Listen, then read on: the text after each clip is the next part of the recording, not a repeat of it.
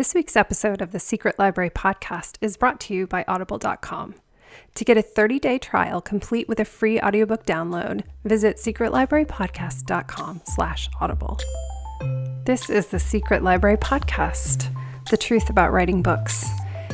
Here we are at episode 102. My guests today are Chris Guillebeau and Tom Hodgkinson, and we'll be talking all about business practices and the ways you can actually put a book at the center of your career rather than something that you have to do on the fringes. I have a couple of announcements again, and the first of which is that I was heartbroken after last week's shout out to Junot Diaz and meeting him at LA Times to get the news about the Me Too allegations. And it's something I've been thinking about a lot, and something that I think is really hard for all of us to think about and to get our minds around as creative people, and how we're supposed to feel and react to all of these things. I've made a first attempt to try to write about it and write about sort of my thoughts of writing in a scary era in this week's newsletter. And if you're interested in getting my newsletter, which comes out every week and has sort of thoughts on the writing life, not usually on a topic this heavy, but when it comes up, I feel like I have to say something, at least to acknowledge what's going on. And you can join in at secretlibrarypodcast.com and click on newsletter to join footnotes. In addition, I really want to thank everyone who's been so supportive about the Patreon. We have another new Patreon supporter, Emily. So thank you, Emily, so much. We do have some sponsorship. You'll hear we have Audible named at the beginning of the show, but these are actually for podcasts fairly small donations. And what really makes a difference is that listeners care about the show and share it. And thank you to everyone. We got some really wonderful reviews this week. So you can leave reviews at secretlibrarypodcast.com/review. We made it easy to get to the link, and that really, really makes a difference. And it makes a difference if you support the Patreon at patreon.com/secretlibrary, because it allows us to continue the show, which is what we really, really love doing. So enough of those things. I'm ready to get to the conversation where we can actually talk about writing, which is what we're really excited about. So let's get on with our interviews.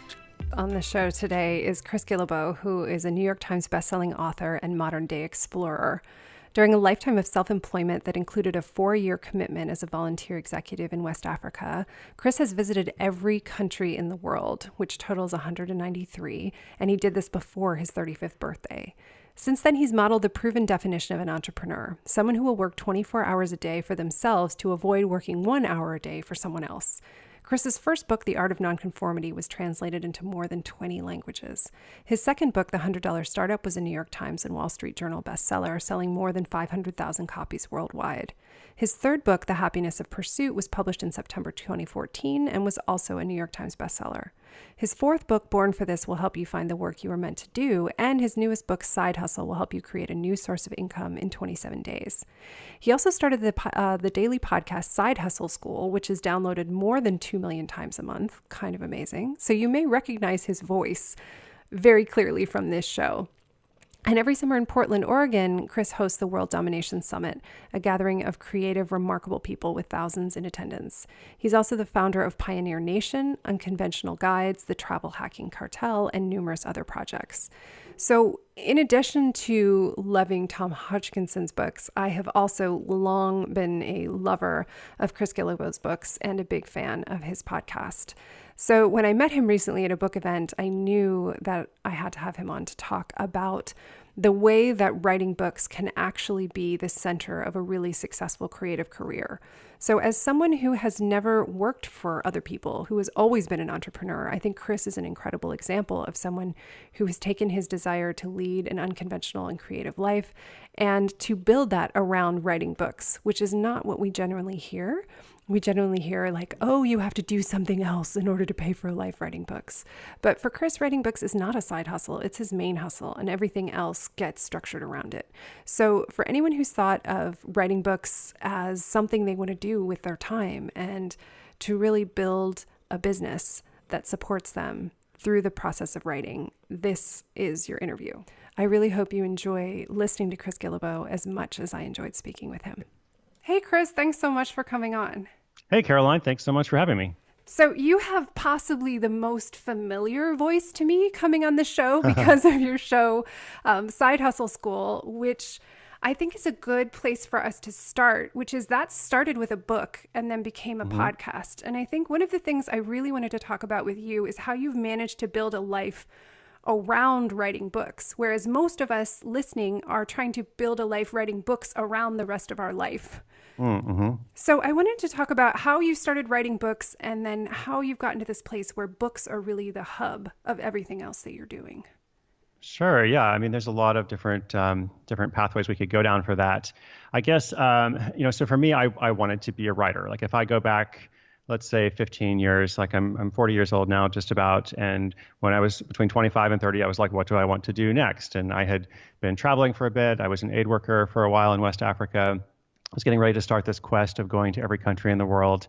And for me, if I go back to like even further when I was a kid, like I loved to read. I was always a big reader and I could think of a number of books that changed my life. And so I was like, I want to write books. And, then, 9 years ago, basically, I started a blog called The Art of Nonconformity. And that was kind of a blog that led to my first book, which was also the same title, The Art of Nonconformity. And for me, probably like some of the listeners, perhaps, like the book it wasn't like a marketing plan. Like I've heard people say like, oh, my book is my business card or whatever. And like for me, I actually loved writing books and I loved reading books, like I said. So that was kind of how everything started. And it kind of went from there. I mean, there's quite a journey, from 9 years ago to now, but it was like a cycle of, I'm building community. I'm writing about things that are important to me and hopefully matter to other people as well. Then I'm going out on these long tours that I do to meet my readers and learn from them and then going back to do it again. And I've been doing it one way or another, ever since. And the podcast started on January 1, 2017. And I do it every day. I do it 7 days a week. And so at the time that we're talking, I think I've completed now 430 episodes. It's called Side Hustle School, like you mentioned, and there's a book associated with that as well. So lots of different ways we could go, but I would love to talk about whatever is you think would be most helpful to your audience. I think one thing I think is that you have so many amazing ideas. Like you started with Art of Nonconformity. And one thing at the center is I love everybody will have Chris's show notes. In the show notes, we will have his site, which is a treasure trove for your Mm, resources. But one thing I want to highlight is your philosophy, which you talked about, which sure. to me is so inspiring. And I think most people listening will relate, which is Mhm, your philosophy, which I'll read straight up, is mhm, you don't have to live your life the way other people expect. And you can do good things for yourself and help other people at the same time. And if you don't decide for yourself what you want to get out of life, somebody else will end up deciding for you, which is mhm, huge. And there's right, usually more than one way to accomplish something, all of which I think is mhm. brilliant. And so knowing all of this and knowing you didn't want to take the traditional path and also knowing how many amazing ideas you have, how did you start, how do you pick which book you want to write? Yeah, I think maybe a mistake that I made. I mean, thank you for saying all that. In retrospect, I can look back and say, oh yeah, that does sound pretty nice and encapsulated. But I think it's good to kind of just point out that I didn't really know like what I was doing in the beginning. I was just kind of like one foot in front of the other. And I have this guiding value, this guiding philosophy, the manifesto, as you said. But it's not like everything has been strategic along the way. So I think maybe, so I mentioned a mistake, not really a mistake, but when I first started, like, oh, I'm going to write a book, I have to put everything into that book. That was my thesis at the time. I was like, oh, if you're going to write a book, like you have to put everything into it. And I think that's often a mistake that people make when they're writing their first book is like, I've got, like, here's my whole life experience. Here's everything that I want to offer. Or maybe I couldn't decide between two or three books. And so I put it all together in one. And that can be challenging. So actually, I've had a little bit more success, I would say, commercially, and also just in terms of ease of writing when I've had a more focused topic and said, okay, like I know exactly what I want to write about, and it's going to be, this topic. I mean, the last book, Side Hustle, was very prescriptive. It was like I have this 27-day process that I'm trying to take people through, and I know pretty much what I want to say. It's just a matter of figuring out how to say it. That was so much easier than if I go back a couple of books. I wrote a book called The Happiness of Pursuit, which was about my quest to go to every country in the world, but it was also kind of telling the broader story of quests and other people who undertake quests. And, eventually I had kind of a philosophy and message that came out of that. But when I started, it was a long road to kind of figure out, okay, what is it that I actually want to say? So these days, probably the number one thing that I try to follow myself. And what I would advise people is like the more clarity you can have in the beginning, like so much the better. And don't worry if you're, thinking, oh, how can I get all this stuff in one project? It's much better to like pick one thing and go forward and then do something else after that. Yeah, absolutely. I will say that I absolutely loved The Happiness of Pursuit, though. So Oh, thanks. I'm Thanks. glad you stuck through it. But it does, I mean, there is a through line. And I think it's important to know that that's usually, it seems like through lines in people's careers are more obvious looking back than they are looking always forward. exactly right. There's I forget what it is, the classic Steve Jobs quote about it doesn't make sense, but when you can't connect the dots looking forward, but when you look back, there is that through line, as you said. And I think if you're, not to be like woo woo or whatever, but if you are kind of following a path and you are kind of being intentional about your choices, then it does kind of tend to lead to something, as opposed to like, if you don't have intentionality, if you're not, sure what's important to you, I think then that's harder. Well, let's go all the way back to the beginning, if we can, with Art of Nonconformity, and talk about the process, because now I think you have this beautiful your routine. You talk about this many every 18 months. I write a book and then I go on a tour, and you've developed that. But at the very, very beginning, you were starting a blog. You had this idea, and I wonder if we can connect to the part of you that was not sure you ever wanted to work for somebody else, realized you wanted to write books. And how did you start that process of getting to publishing The Art of Nonconformity? Right. I mean, there's a few different things. The whole part about not wanting to work for anybody else, that's kind of like a 15-year-old Chris realization. I mean, like I pretty much knew like from early adulthood that I never wanted to have a real job. So that was all that. But to maybe make it more relevant, to your great listeners, about the books specifically, it was okay. I want to write a book. I've had these different experiences. I do feel really fortunate. I feel like I have something to say, which I think is always, the most important thing. If you're going to write a book, make sure you have something to say. I feel like I had something to say, and and it was a matter of logistics and practicalities. Like, how does it work? How does the publishing industry work? Well, in some ways it's opaque. In some ways it's like you have to like, there are these secrets you have to kind of like, make your way in it. But in other ways, it hasn't really changed in like, I don't know, 100 years in some ways, right? So there is a way, like there is a path forward. So in my case, it was I'm starting this blog, I'm writing about these ideas, and then I'm connecting with people, and then I'm at a certain point pestering people, and I'm writing to authors that I knew. I'm trying to connect with an agent, and lots of agents never wrote me back, and I tried. Then we finally connected with a great agent, and we pitched the book to like, I don't know, 15 publishers, and 14 of them said no. And, I always think this is a question I get from time to time, like on the tours. People are like, how did you choose your first publisher? And I'm like, well, let me tell you. Basically, like they chose me. They were the only one, who said yes. And I was like, great, and then like I had the call with David, my agent. And then like, it's like a few minutes later, I call him back and I'm like, oh, by the way, how much were they offering? Like that wasn't even part of the conversation. I mean, I'm exaggerating a little bit, right? But not so much, because it was like, I want to break through however I can break through. And then after that, then I have to make this a success. I have to prove myself. And so that's when I went into the tour, and like, I'm going to do everything I can to make this, commercially successful, so that not for the sake of selling, but for the sake of opportunities, for the sake of reach, for the sake of influence and impact. And what you do, I mean, you know this, and a lot of your listeners do, I'm sure as well. What you do with your first book is really going to affect the opportunities available to you for your second and your third and so on. And so I from there, it was a more kind of defined process. But getting to that point was just kind of knocking on lots of doors and trying different things. And some things, most things actually didn't work, but a couple of them did. Yeah. And then it went on to be translated into more than 20 languages, which is incredible. Well, and there's that's great. It is incredible. But there's also some luck and good fortune to that. And I realized that. Yeah, absolutely. Mm-hmm. Well, I want to talk a little bit too, because in talking about your schedule, which everyone can see on your site, where you write a book about every 18 months, another thing that's been really important in the process of your book writing is going out and meeting people. You've done really amazing book tours, and especially with Side Hustle School, where we got to meet, you've been presenting more involved presentations for people where they get to connect with you and connect with each other. And as a openly identified introvert, how is it to, spend all this time writing alone, and then to have an active strategy where you're connecting with other people as part of your books? Yeah, that's also something that's evolved a bit. It's definitely changed my life for the better. It's not about being an introvert and trying to be extroverted. It's nothing like that. It's just recognizing like oh, like there's this great community out there. There's really interesting people. And as I connect with them and engage with them, it's going to make my work better. And hopefully I'm going to learn about them too, so that I know, just how to do a better job when I write the next book or whatever. So that process was also organic, like everything else. I began doing meetups for my blog readers in that first year of the blog. And I went to New York and did one, and like 50 people came, and I heard their stories. Like they're doing all this awesome stuff. They have interesting projects of their own, and somehow they had connected with my work, and then they're connecting with one another. And I thought there's so much to this. There's so much beauty to it that it went far beyond what I initially expected. I mean, I thought I was just writing about going to see the world or whatever in my little travel quest. And, fortunately it ended up growing, much beyond that vision. And I don't think that would have happened if I hadn't started the meetups. So then when it came time to have the book out, it's kind of like, what is the logical extension of that? Okay, the logical extension of the meetups I've been doing, and then coupled with the fact that I'm still like on this travel quest to go to every country, what seems like holistic or congruent, integrated with, this new thing now that I have a book out. And naturally it was, well, I'm going to go on a book tour, and I'm going to do it my own way, right? Because I write about unconventional ideas, so the tour has to be unconventional as well. That first tour, I went to all 50 states.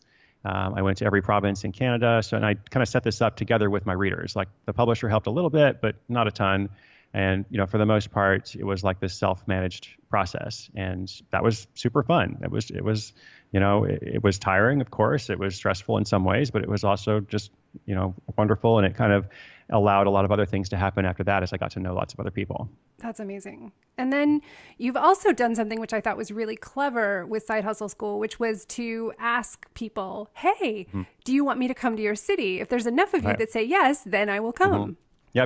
We actually started that with the first book tour way back, 8 years ago or something. I mean, just because everything was organic, and it was kind of like, okay, I'm going to all 50 states, but, what does that mean? Like, they're different cities, and, lots of states have 2 or 3 places that you could go. How do you choose which one? And then beyond the fact of like all 50 states, because that's kind of like, I don't want to say it's a gimmick, but it's like a list, like you have to go to all 50. If you're going to do 30 cities, you're not trying to go to 30 specific cities. How do you choose which ones to go to? Well, you might be able to like identify 2/3 of them just because okay, I'm going to go to New York. I'm going to go to LA. I live in Portland, Oregon. I'm going to do something there.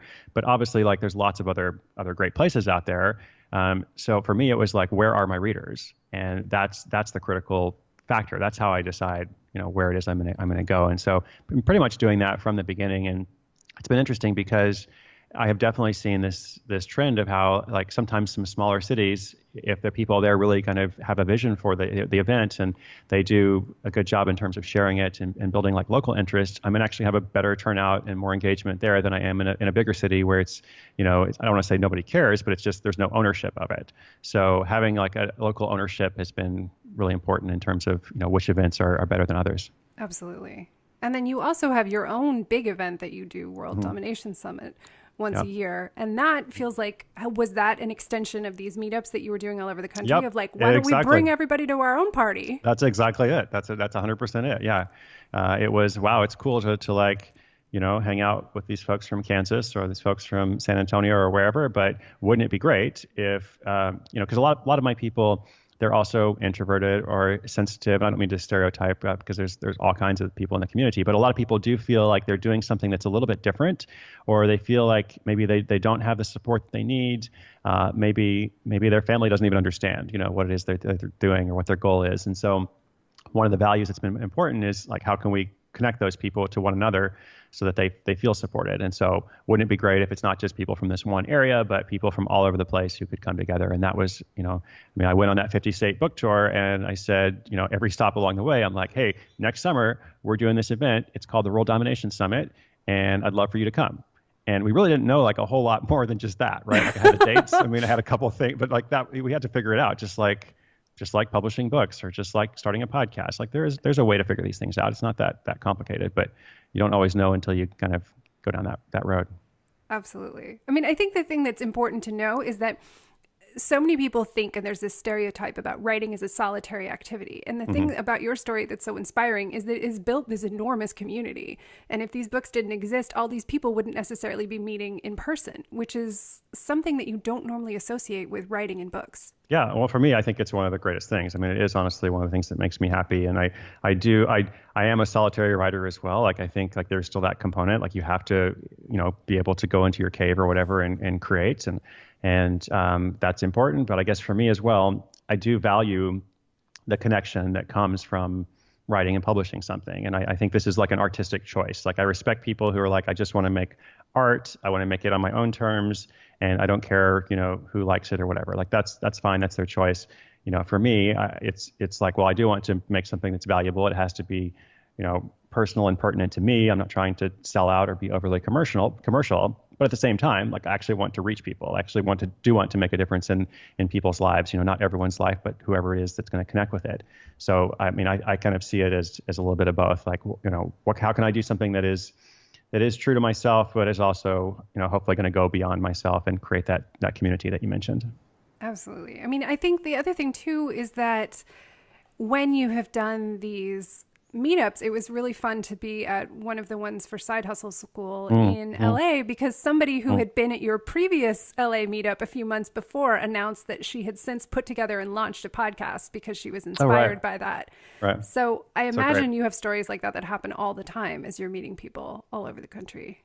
Yes, and I would say truthfully, that is my number one motivation, like getting emails from people or hearing stories like that of different projects that they've done.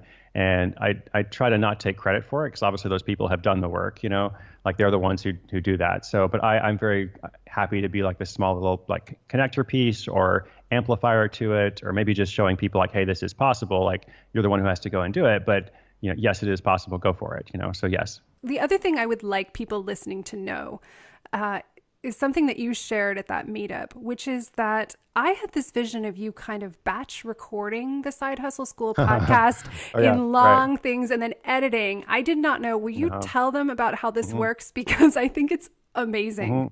Yeah. So the show goes out every day, every single day, 7 days a week, 365 episodes last year. And, it's going to be the same this year. And I do very limited batch recording. So for the most part, I'm actually recording the show every day. I would say, 5 days a week at least I'm recording. Sometimes I'll do 2 episodes, to work a little bit ahead. I have a runway of about, right now I think it's maybe 12 episodes. So we try to be like 10 to 14 days ahead, just because of like what's involved in terms of the production team. And I'm not the only person working on the show. So I want to be cognizant of them and respectful of their time, because like they're not like me. I don't expect them to work Sundays and all that kind of stuff. And also just for my own sanity of not like wanting to go to bed at night and wondering like what the episode is for tomorrow. But for the most part, it is like a real time kind of thing. And podcasting was new to me last year, just like books were new to me when I started this journey.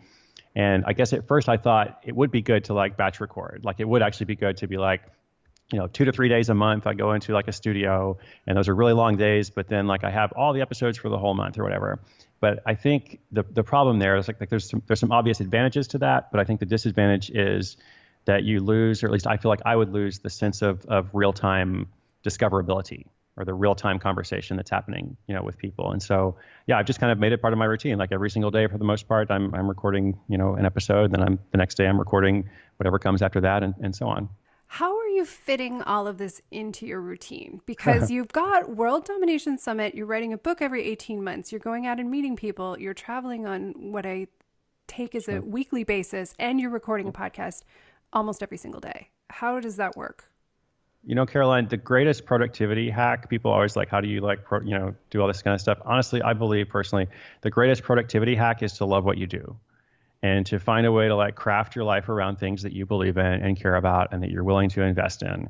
And then, if you do that, like it doesn't mean, you're not going to be stressed out at times. It doesn't mean that you're not going to make mistakes or fall behind or like all those things. But I really think if you have this life mission that you decide for yourself, like here are the goals that I'm going to work toward because they align with the values that I've set. And I can see there's some kind of incentive or reward to it. And I can see like there's a connection between what I do and what matters and all that kind of stuff. I feel like that is the greatest thing that will keep you going, basically. And like you can always learn more tips or hacks or like, here's how you organize your to-do list or whatever. But I feel like that stuff is marginal. That stuff is like your 10%, improvements, which are good. But, to get the 50%, if you believe in something, then it's almost like you want to spend time on it. It's not like you want to limit your time. You want to give everything you can to it because it's important to you. I couldn't agree more. I think that is possibly the best advice you could give. And I hope everybody takes that in and thinks about, as you're thinking about writing a book, make sure you love it that much, because you're going to have to give Yeah. a lot of your life to it in order to publish it. But it's absolutely Right. worth it. Right. You know, I have this bad habit. I'm trying to work on it for years. I thought, since for me, book writing was like, I wanted to write books. I love books. Like I said, I assumed, you know, terrible assumption. I assumed that everybody wants to write a book, you know, or everybody should write a book, you know, and that's not the case, right? There are lots of people that like they think they want to write a book, but they don't really want to. And so I had this bad habit of like trying to talk people into writing books.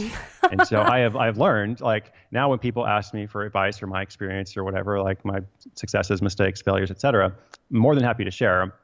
But I'm much less of an evangelist, right? I'm much less of a like, hey, you should write a book, you know? So, I mean, I understand, like, you know, the listeners here, most of them do want to write books, and that's great.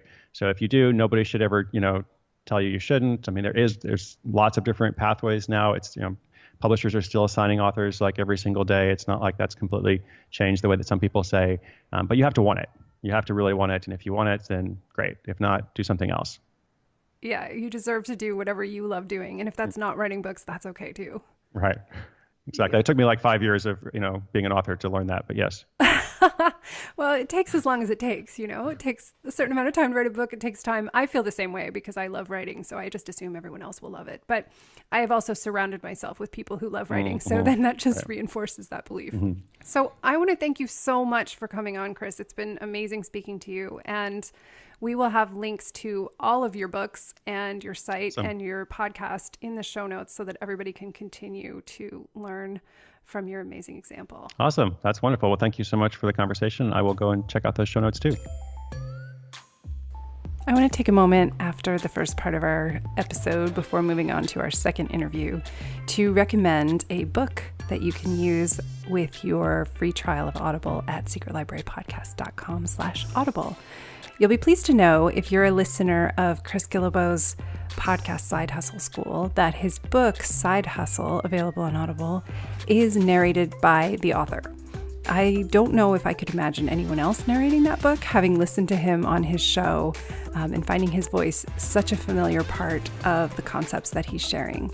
So if you want to go further from the interview you've just heard with Chris Guillebeau, or you are a lover of his podcast, you'll be pleased to know that you can listen to Chris read Side Hustle, and you can try it out with your free trial at secretlibrarypodcast.com/audible. Okay, let's get back to the show. Tom Hodgkinson founded the Idler in 1993 and went on to join the Guardian newspaper as a columnist and head of editorial development. Then in 2002, Tom quit the commercial world and retired to a farmhouse on the coast of North Devon to write books.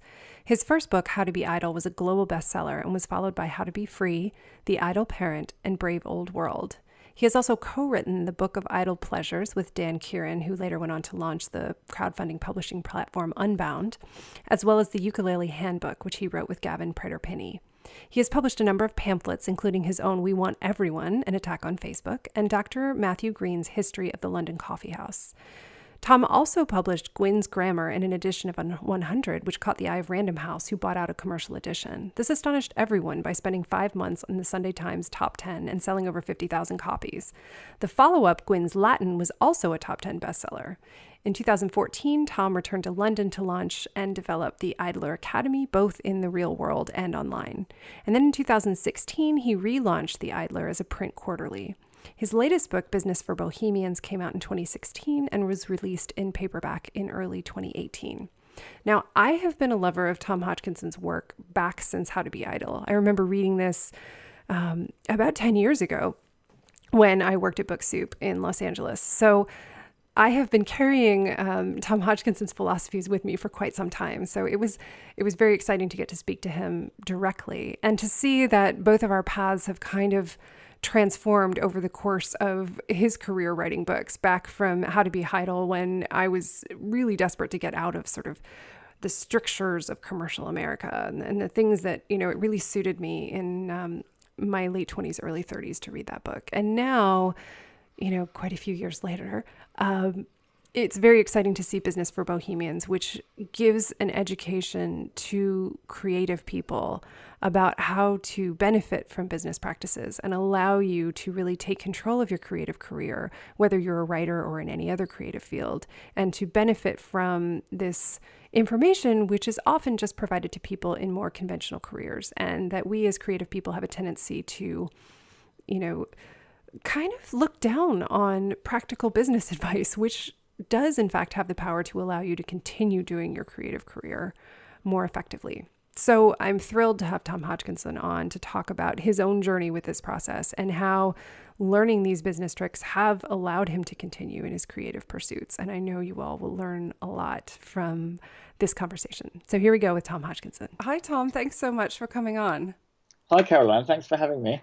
So I was really excited to dive into Business for Bohemians because I have been a longtime reader of your books, and I think they've all hit me like at exactly the right point in my life. Like I read How to Be Idle during a sort of type A crisis disaster, and so that was extremely helpful and changed everything. And now I think that Business for Bohemians is like at exactly the right time for people to be reading it. In particular, I was delighted with the chapter Learn to Love the Spreadsheet. And I wondered, for those listening, Tom has written a lot about, having a less stressful and overwhelming life and actually learning to have fun with what you're doing. And now there's Business for Bohemians for anyone who's trying to build the business side of writing and a creative life, to learn that actually you can have a sensible and sustainable life and you don't have to starve to death in a garret. So thank you for that. My pleasure. It's based on my own horrific experiences in this area, so hopefully I can help people to avoid making the mistakes that I made. Yeah, absolutely. I have to say, I could feel your sort of frustration with certain aspects of the business life. And one of the things that I thought was really wonderful was that everyone always has this message that writing books is incredibly impractical, and you shouldn't write a book, or why would you want to be a writer when you could do something sensible? And your discussion of the whole thing was like, why can't I go back to writing books? It was so much easier. So I wonder if you can talk a little bit about the transition between writing the books that you've written and then deciding to start a physical brick and mortar business for the Idler Academy. Well, sure. I started writing books for a living, I guess, in around 2004. And at the time, I was living in a rented farmhouse in North Devon, in the middle of nowhere in the countryside near the sea, with 3 small children and a small vegetable garden and chickens. And we baked bread, and I worked every morning for about 4 hours. And I was lucky enough to be able to make a living out of these books. And I wrote 3 or 4 books from the farmhouse. And that was really a sort of the ideal life, I guess. But something changed in around 2008. As we all know, there was the financial crash caused by America. Yeah, we'll take that. That's fair. And the income from stuff like journalism and book writing kind of disappeared, and it wasn't just me. It was a common thing across the industry, if you want to call it that. But writers who'd been, I would say, sort of, medium people like me. I mean, there's always going to be top people who are very successful, and there are going to be people who are unsuccessful. But I was in that kind of middle class of writers, and able to sell quite well, able to find lots of readers, and make a reasonable living. And journalism also before 2008 was reasonably well paid, and I was doing a lot of journalism on top of the books. But that really started to change. So that was one thing. So we were sort of looking around to do something a bit different, to create some extra income, I guess. I was also finding it difficult to get a sort of commission for my 5th or 6th book, I think. I don't know if I sort of run out of ideas. So this was something that my wife and I have been sort of thinking about for years. It's such a beautiful idea to create an educational centre, a cafe, a bookshop, a place where you can run your own events and run your own courses in London. And that was the vision, that was the dream. And a few years before that, we'd spent the summer going around festivals in the UK, setting up tents, teaching, running events, putting on gigs and bands, and we'd really and we had a small bookshop in the tent. We'd really enjoyed that, and we'd had lots of people coming to see lectures about quite obscure subjects: Greek philosophy, Aldous Huxley, political debates about supermarkets or whatever it might be. So we thought, well, wouldn't it be great to do this full time? Open our own place, our own bookshop, our own cafe, and our own event venue where people could come and meet. And we said, anarchists will meet hedge fund manager at this coffee house, and it'll be something like an 18th century coffee house, the 18th century coffee house of London, where people would go and talk about the stock prices, but they'd also talk about literature and art and so on. A reaction against the Starbucks, where everyone's isolated on their own. This was the idea of a sort of really old-fashioned coffee house and centre of learning bookshop, and that's what we did. We were very excited by that idea, and we threw ourselves into this. We remortgaged our house, raised some money, borrowed some money from the bank, raised a bit of money from friends and family. And, I suddenly had to become a businessman. And in order to realize this vision, I had to very, very quickly, and not always successfully, acquaint myself with the basics of business, And I started to realize, well, there's a reason why people go to Harvard Business School for 1, 2, 3 years and just study business and nothing else all day, every day. It doesn't necessarily come easily, and certainly not to a creative person. I mean, I just about managed okay as a freelancer. As a writer, you get paid twice a year. I've just about managed to produce accounts once a year and pay my taxes. But running a business, paying staff, paying rent and rates, buying stock, running a till, these were all completely new things to me. And that's really what the book's about. It's about what I learned over those 5 years of keeping the shop open, and the suffering that was involved. For example, finding and managing staff. That's not so easy. We just employed people who happened to be sort of hanging around with the children of friends or something, but they weren't necessarily the right people. As time went on, we selected the people we were going to work with much more carefully. Things like dealing with the bank, and as you mentioned, spreadsheets. I mean, right from the start, I had to teach myself how to do what's called a cash flow forecast, and all this apparently quite boring stuff, And here I am. I've written a book called How to Be Idle, How to Be Free. They're kind of anarchic self-help guides for the free-spirited, and they're quite literary. And I've been embracing bohemianism as much as I could, and also encouraging other people to embrace bohemianism against money earning and a competitive life, though money earning is very important because no one wants to be poor. And then here I was, I felt like I was sort of wearing a top hat, or smoking a big fat cigar, and there were a lot of lessons to be learned. But so I thought it was worth putting them all down into a book, because I think there are a lot of people who would like to be autonomous, to be free, to be their own boss, and to use their own creativity to make a living. And but it's just not that easy, No. And it really is not. And people say, oh, well, just go on Twitter and Facebook, and okay, they don't work. Twitter has never sold anything for us at all. Facebook very rarely. What does work, in our case, is building up a email mailing list and communicating with people that way. So that's, for example, one of the tips in the book. It's a very common aspiration. Why is Uber so successful? Because Uber has successfully, in my view, exploited that desire to not have a job, if you like, or to set your own hours, and to work when you want to.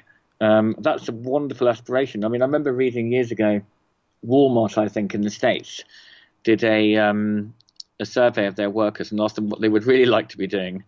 And a huge proportion said they would either like to be running their own small holding, i.e. being a small farmer of some kind, or running their own shop. Why? Because those things apparently give you control over your own life, and that's what The Idler, my magazine, my books, and this book is all about. But it ain't easy. No. And I think that's something that was really, I think on the surface you could think, oh, this book is so different than the others. But I think it isn't, in that in order to be free, in order to have, your own independent life, you need to learn these skills, because if you, and I think you say this pretty explicitly in the book, if you open a business that sounds really wonderful, like the bookshop, I'm ready to start one myself with your description. That's always been, running a bookshop is like something I've had to actively restrain myself from doing for probably 15 years. Well, you're lucky to have restrained yourself. It's quite tough. I know. It's right there. It just sounds so good. But the thought is that, without skills like the ones you're talking about, creative people won't be able to maintain those projects. And then you'll just have to go back to working for someone else. And it'll be that much more intolerable because you've had a bit of time away. And I think once you get away from working for someone else, it's very, very hard to go back.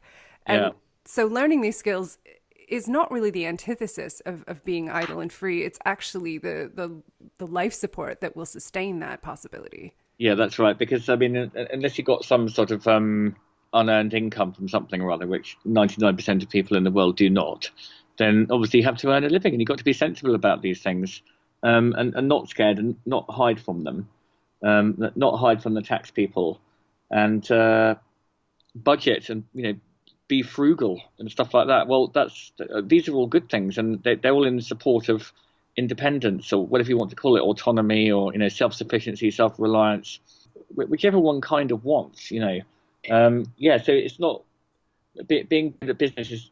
I realised, right from when we started the Idler magazine, which was in 1993, a long time ago. If I wanted to get this thing out there, then I had to engage with the business of magazine publishing, which I'm doing again now, because we relaunched the magazine about 2 years ago. So great. And be very business minded. But I remember, in the you got to. Our first mistake was the name of the shop, as far as staff were concerned, the Idler Academy. So our beautiful, intelligent, young, and charming staff, who kind of toddled along and came to work there, they really thought that they were going to be sort of reclining on a chaise longue in the window, and smoking cigars and talking about Oscar Wilde with their friends. When in fact it's quite hard work dealing with customers, and you have to be on time and so on. So there was a little disconnect there, and the bohemianism of the atmosphere, and the fact that I did not want the staff to be idle at all. And then the staff were like, he's such a hypocrite. It's called the Idler Academy. Well, we have to work really hard here. Yeah. I think that's the thing, is it's difficult when you imagine something like the cafe that you were envisioning, and it seems like a very wonderful place to be as a patron, but it's a very different thing to be there as sort of the proprietor and the creator, and that experience is entirely different. It's like, it's very different. The people behind the scenes at the theater aren't like casually watching the play. They have a lot to do, and yeah, they do. You're more like the backstage staff than you are, the people in the audience. Yeah, and it's also dealing with the general public is not so easy. No, that's a generous way of putting it. And always being a boss. So if anyone's seen The Office, if anyone has seen Fawlty Towers, and cross those two characters together, and that was me. Sort of trying to be trying to be sort of charming and nice to customers. One example I talk about in the book is that a couple came in at the end of the day on a Sunday. I think my wife and I had already been bickering in the basement, and we'd enlisted my son to help, who was about 8 or 9, in the shop, and we'd all been sort of arguing. I think someone had spilt a coffee or something like that, and then at the end of the day, a couple came in and sat down, and I went over and took their order in a sort of suitably obsequious way. Thinking inside, have they not read my books? Do they not realise that I'm a sort of best-selling author who's had global success? And I sort of kneeling beside them, yes, no problem, 2 coffees, I'll be right with you. And then we went off to make these coffees. We didn't have a coffee machine. We had a sort of just a filter system, which apparently makes better coffee anyway. I don't know. I'd read a piece about it, and the pour over that takes forever. Exactly, we were all about the pour over because I thought that was the Idler coffee, and it was supposed to be very good. It does take a long time, and it's not always that hot. Okay. So I carried the copies over to them and then put them down. I mean, it probably took about half an hour, and then they said, "Look, this coffee is cold." And I said, "Well, it's not that it's not exactly cold. I mean, I know it's not super hot, but it's actually supposed to be like that. It's pour over coffee. In fact, there was a piece about it in the newspaper last week, and it's really the latest thing, and that's what we do here. So, in other words, I just told them to kind of stuff it. They were wrong, and the customer is always wrong. And then they came to pay, and I said, "That's £5, please, for your 2 coffees." Which is really reasonable, actually, for pour over, I must say. Yeah, thank you. Well, Well, I'm in Los Angeles, where it's like it could be as much as $8. No, really. Well, I wish we charged that. Maybe we would have done a lot better. I talk about pricing in the book. Actually, pricing is a very, very difficult thing to get right because particularly creative people tend to underprice themselves and the stuff they do. Starbucks just charges a lot of money right from day one, and somehow you charge more and people think it's worth that. It's a kind of psychological thing. So anyway, but yeah, we agonised about pricing, and they paid their £5 for the 2 coffees, and I said, well, I'm sorry you're disappointed. Here's a badge. And we have, what do you call them in the States? Pins. Yeah. Like a little sign. And we had the snail. So we had these badges made, or pins made with a snail on them. And I gave them a couple of these badges. Off they went. Anyway, the next day, we got a review, one of those reviews. There's all reviews on, not TripAdvisor, but some similar thing. Or like Yelp or something. Something like that. And I was like, oh, we got a review. We'd only been open 2 weeks. And anyway, it was not a good review. And it was obviously by these people, the people who had complained about the cold coffee.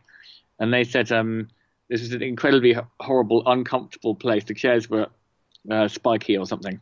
And the manager was a pretentious lunatic, i.e. me, who had... when they started to complain about their cold coffee, treated them to a long lecture about how pour over coffee was the latest thing.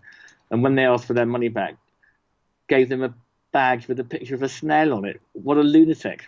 Oh, no. And that's basically how we started. And I was like, oh, God, I'm not sure if I'm really the right person to be managing a coffee shop in that case. Well, the funny thing is that, I mean, I would say that the majority of coffee shops in Los Angeles now are very particular about the way they pour it, and you kind of take it or you leave it. Like there's one I know well in LA, where if you go up and you try to modify anything, they look at you like, what is wrong with you?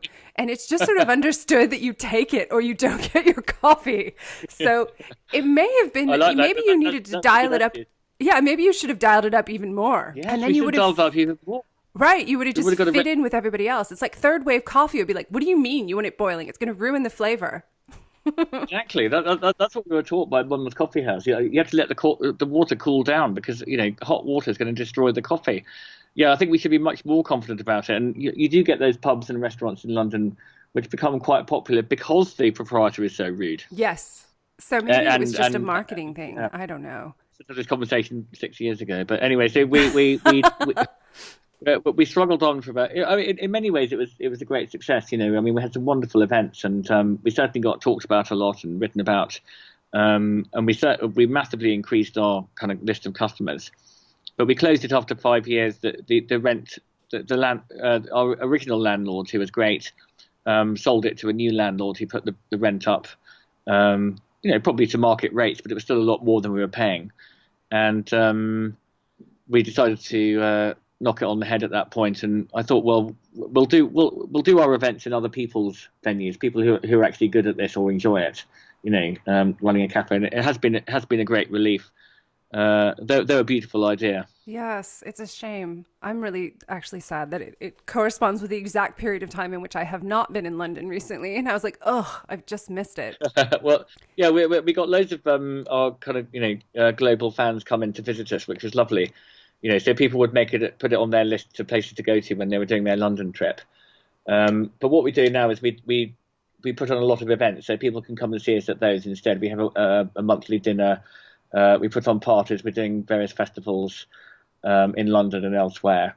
That's actually a better way for us. and we've business-wise, I'd really like to pass this on because I think it's really important for small people. You should not be competing digitally with the likes of Facebook. In fact, we've got one of the people involved in the whole Cambridge Analytica scandal coming to an event tonight. We Really? just recorded. Yeah, we went to see Christopher Wiley last week live. He's in London right now. And the guy who interviewed him is coming to talk to our readers tonight.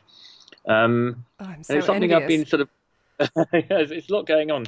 And there's, I was sort of onto this a while ago that for small people, it's crazy to try to compete for advertising. Now, Silicon Valley's done a big disservice to creative people by giving all the stuff away for free. So they called it the sharing economy, although they don't share the billions of profits out back to the people who give their stuff for free. So if that's something like YouTube or Facebook, Twitter, even we all work for nothing for these companies. We pour our creativity into them, and they give us nothing. In fact, they take all our data and information, and as we know, in quite sophisticated ways, then resell that elsewhere, either to political parties looking to win elections, or to businesses looking to find new customers. That's why Facebook's such a brilliant business, because everybody wants to influence someone else, either to vote or to buy something. And Facebook is an incredibly sort of effective way to do that. More effective than its predecessor, which was advertising in newspapers. Anyway, Yes. so where does that leave the small person? Well, the small person you have to. I think we all as individuals have to realise that we should be paying creative people, and as creative people, we should charge money for what we do. And that's at the basis of this book, really, is that, and we should charge good prices, because you're extremely unlikely to make any sort of a living by putting your stuff on YouTube. Even if you do get 1 million views, you only get a few $100s. So what we've been looking at with The Idler is we relaunched 18 months ago or 20 months ago as a print magazine. We have a digital version as well. And we just sell subscriptions, and people give us money. It sounds old fashioned, but we make something and people buy it. And the best thing of all, with something that's very highly curated like The Idler, which has an atmosphere and it's a club that people want to be part of.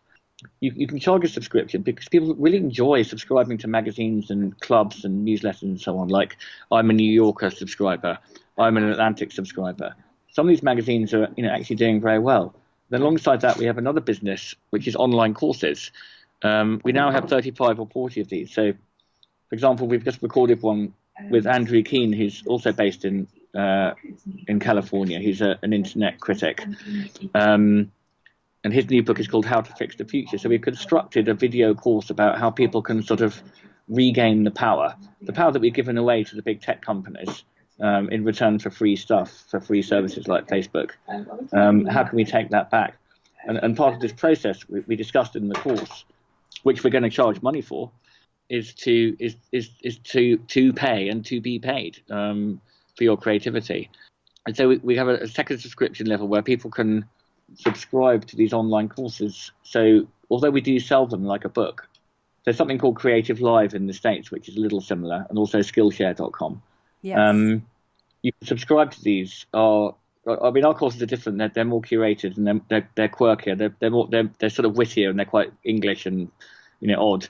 But and they're fun. You can learn ukulele, you can learn harmonica, you can learn about ancient philosophy, you can learn about the history of London, you can learn Latin, you can learn about the history of British buildings and architecture. They're all done with writers and top experts in their fields on videos, and they're quite quirky but really good information. And but people pay for them, and that's turning into sort of quite a good business. So people will subscribe. They pay us annually, and it might sound boring and technical, but what's really good is recurring revenue. So you sort of entice people with a good offer in year one, and then you hope that they'll stay with you for many, many years after that, without you having to do an enormous amount of work to hang on to them, apart from obviously to keep up your product. No, I think it's an important thing. No, absolutely. Because I think the reason that most people want to write books is to communicate with other people and to share ideas that they think are important. And this is a way to use a different platform that people value and to help them to learn something. I mean, a good digital course is sort of like a multimedia book in many ways. And that's right. That was our idea. It's it's like a sort of book version of it's like a video version of the book. We have lots of notes, and you can ask questions to the teacher or to us in the forum, and you can also meet your other students. I mean, and sometimes we just done a psychotherapy one, and we got not huge numbers, a handful of people live online for an hour or so with the tutor answering questions. And those questions stay up there in the forum so people can read them later. It's a bit like an AMA on Reddit or something like that. yes. So there's all sorts of, so we're not kind of, I think you shouldn't be against technology, but there are ways of getting it back into your own hands. I mentioned the mailing list as well. I think for all authors, that's a great idea. As long as you keep it do it regularly. Mine is weekly, but authors can do it monthly. If I had a favourite author, let's say Jeff Dyer, who's a great writer, he lives in LA, and he has a mailing list, and he sent me a sort of witty newsletter once a month for free. Well, you're going to be really inclined to buy his next book when it comes out. So I think that's a good sort of marketing tip for writers. And yeah, there might well be some kind of subscription service that you could offer. I don't know whether it works or not, but there's something called Patreon, which you may well be aware of. Yes. Where you sort of, I think the problem with Patreon is that I think you sort of commit to writing an essay every week or something like that, and you get 2 customers. But you still have to write the essay. Right, exactly. So you have to write an essay for that. But I think that could work for some people. I mean, I'm a little skeptical just because it's another platform. Right. But then, I think Etsy is a good thing for creative people. Certainly when they started, they took 1%, which seems fair. When you think that Uber take 25 or 30% of every transaction, I think these big platforms should be taking 1%, and that's fair, because they don't really have to do anything except for manage the platform. So Etsy can be a really good way of learning business stuff and trying to sell stuff online. And Patreon for writers, but also because I think that the problem with publishing is difficult for people because individual publishers today do not actually have a list of the names and addresses and email addresses of their customers, because they buy them from Amazon or they buy them in a bookshop. If you could somehow manage to do some direct sales to your customers, and not only is that more fun and they enjoy it because they're supporting you directly, you also have their information, so you can communicate with them. You can put them on a mailing list or whatever it is, rather than just sort of throwing a book into the bookshops and hoping that someone will buy it. Yeah, that's hard. I think this also, all of these concepts, it's interesting to me because there has been this attitude up to this point, I think, for creative people where business seems sort of dirty, or it's like you see it as, oh, all of that business stuff, I went into creative fields because I didn't want to do that kind of thing. But I think the thing that I liked about your book was that it was reframing that, and to an extent I think business skills are just business skills. They're fairly neutral. And we tend to associate, large corporations that have got them really well down as sort of exploitative. But I don't think it's because they know business. It's just because what they're choosing to do with that knowledge. And if creative people really took that knowledge on, they don't need to go get an MBA like you talked about for 3 years. But I think starting simply with your book and then reading further, as you suggest, is really important, because if you can't support yourself and you're not willing to get paid well for what you do, it's very hard to continue doing it. Yeah, and I think we should start this at the Idler. We need to be creating meetups for people, so that because it's quite isolating being an author and you don't really know what's going on. So to have a sort of regular meetup in real life or online or both, where authors and other creative people, musicians, sort of fight back and take some control over stuff, and if you were, I don't know, like ebooks for example, Amazon says publish your ebook with us, but they put the price so low that you're never going to make any money out of it, or rarely. They point to 2 or 3 examples of people who've done well, but wouldn't it be great to have some kind of support group where you could meet people who've actually tried out these things? And actually for me it was much better. This is a few years ago with the Idler. I it stopped being a magazine and it became a book. It was a book, a collection of essays that we published once a year, and they were quite long essays on political subjects, idling, philosophy, or whatever it might be. And the books were really beautiful. I have a few of them. Oh, really? Oh, great. Oh, that's lovely. Thank you. Yeah, we put quite a high price on those. I think I might have overpriced it, but the first one was 18.99 pounds sterling, and we sold about 3,000 or 4,000 copies of that through bookshops, which is terrific. If you sell something for very little, you have to sell a lot of it to make any money. We made this mistake with merchandising and T-shirts. We've always had T-shirts until someone said, "Tom, why are you bothering with T-shirts? Because you sell like one T-shirt a month." and you've got a huge box of unsold T-shirts in the corner of your office. I don't think you've got quite enough customers, to be doing this. And so we just stopped, and that's been great. Hopefully we'll bring it back in a year or two when we built up our sort of basic fan base. But I hadn't really thought that through, and so if you're Amazon, Amazon love cheap prices. They want you to sell everything for as little as possible because then they sell more. They don't care if you only sell 5 and people pay 79 cents and your portion is 50% and you get like $2.50 for writing a book, which is ridiculous, or whatever it might be.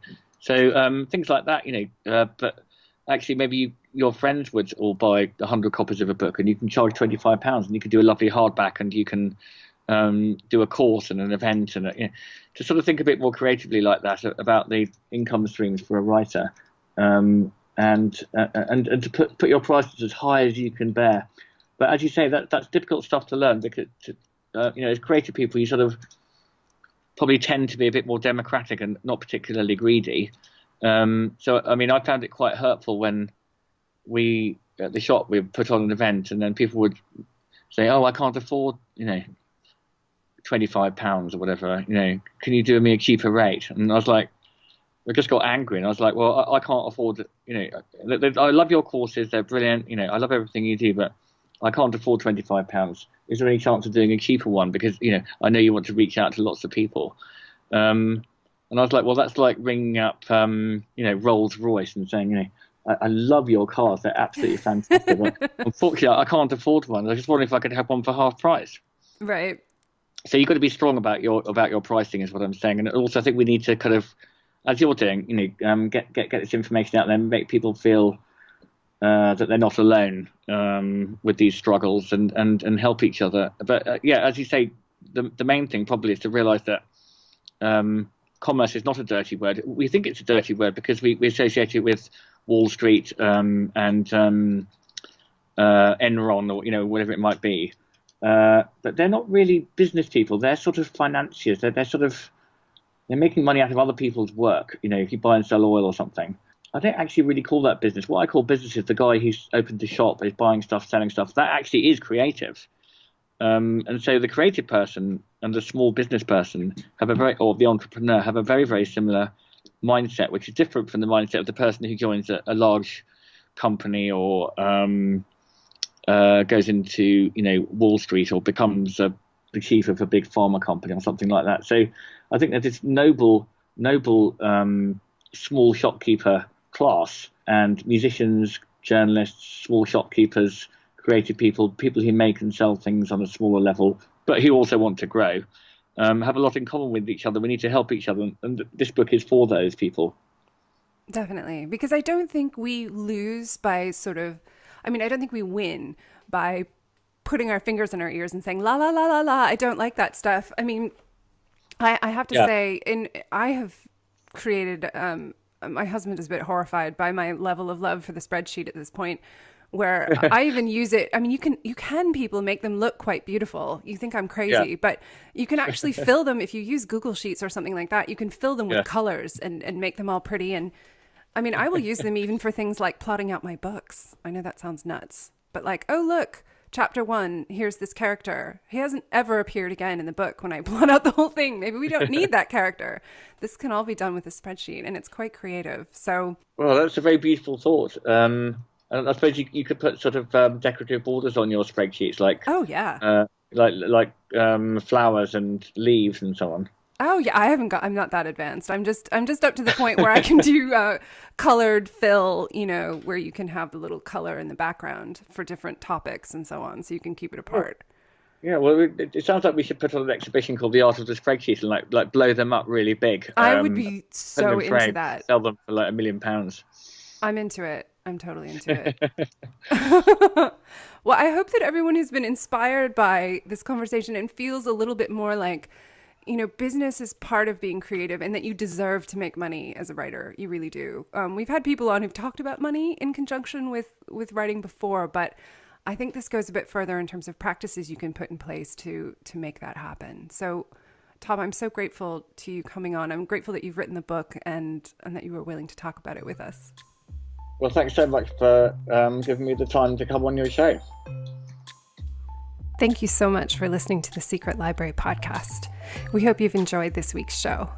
You can keep the conversation going by leaving a comment in the show notes at secretlibrarypodcast.com or visit us on Facebook at facebook.com/secretlibrarypodcast.